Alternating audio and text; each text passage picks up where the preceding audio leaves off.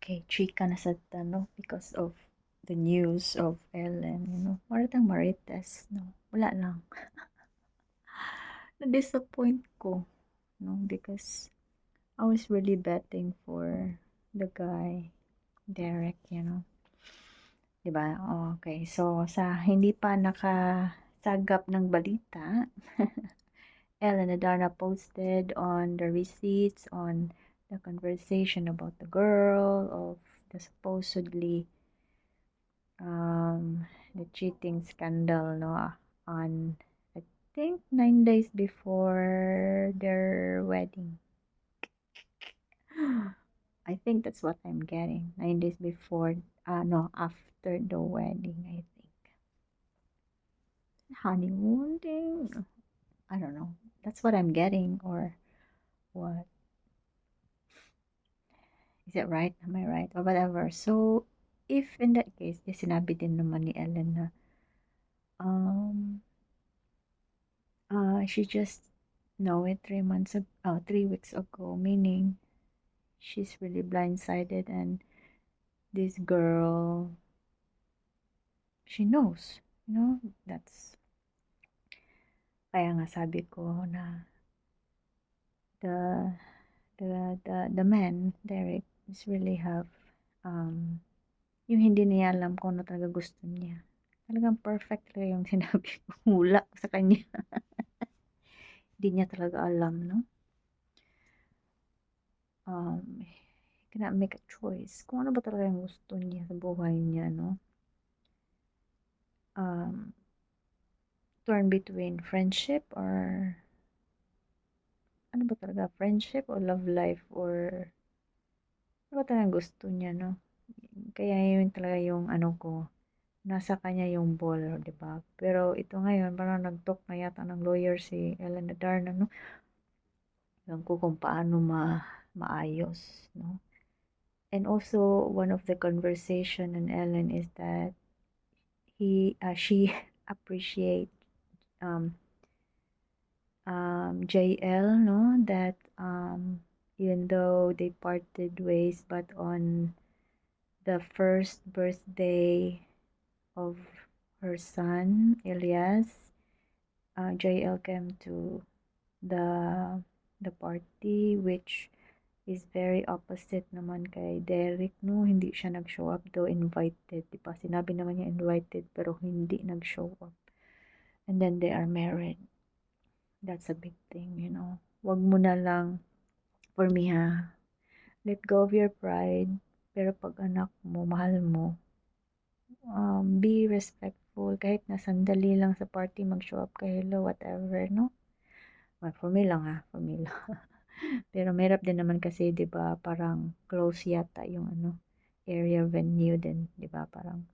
Pero ako invited naman kasi I don't think Ellen will, kasi makita mo naman sa picture na Ellen will always share the time with Lily, with Derek naman. So hindi naman niya pinagkait yan. And I don't think, even though maldita siya, no, pero I don't think Ellen can do that for her children na ipalayo sa kanilang ama. I don't think so. Kahit na siya, maldita siya, pero may purpose ba? Pag sa bata, kung ano yung right ng ama, binibigay niya, hindi niya hinahadlangan, Pero nasaktan siya kasi from the start, kasi truth. Pag truth talaga, parang hirap, no? Mahirap yata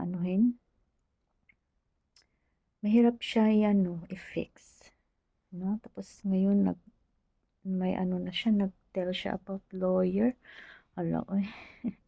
Yung parang mabigo naman yung yung wishes ko sa kanila, pero sinabi ko naman nasa ball ng lalaki, 'di ba? Pero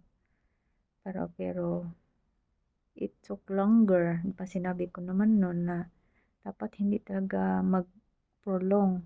Pinulong ng pinulong. 6 months more 6 months ba? More? Ba't pinatagal pa kung bakit yung hindi ka talaga decided? this is my thing, no? Hindi naman judgmental. Parang hindi niya talaga alam, yung hindi pa niya alam kung saan talaga yung puso niya. Yung ganun. That is not judgmental. It's just being honest ka. No? And nasaktan talaga si Ellen. Syempre. Kasi nga, yun, diba, after your wedding, tapos nagawang mag-ano. Yun ko. Ay ko talaga yung ano guys, yung truth ba? Truth hurts really. Kasi it ties up with your trust, no? Dapat sana, ano, kasi 'di ba may issues na sa past, 'di ba? Pero buti na lang yung mga exes na alam ni Ellen is alam naman niya ang reason, 'di ba? So, walang hadlang sa kanya kasi ano naman talaga siya, very transparent, no? Pero yung the person is just there na hindi mo alam. Tapos may ganun palang nangyari, no? Yung meron kang fishy. Tapos your current reality, nandun yung girl, hindi ko rin maano siguro. Ma-hurt. Pero ma-accept ko din naman yun. Na, okay. The thing with Aries symbol is when they get hurt, that's it. When they're done, they're done. That's the Aries sign. That I know. That I know how there are people that I know like that. When they are done, that's it. Final. Final. Tapos dragon pa to siya. Like, fire. So, mahirap.